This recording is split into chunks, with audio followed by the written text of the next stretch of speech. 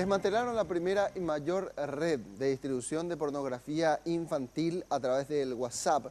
Los más de 360.000 archivos analizados se caracterizan por un evidente trato vejatorio y una desmesurada brutalidad sobre las víctimas de edades comprendidas entre 0 y 8 años.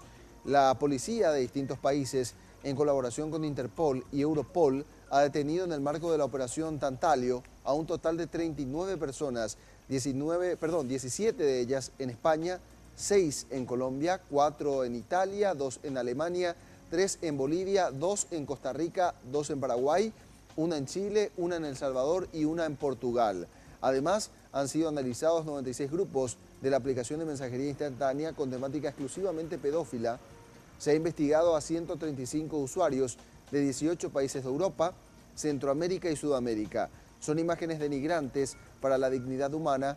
Hay una exhibición de un esfuerzo físico y sexual hacia los niños que pone los pelos de punta, dijo el comisario jefe de la Brigada de Investigación Tecnológica de la Policía Española, Rafael Pérez.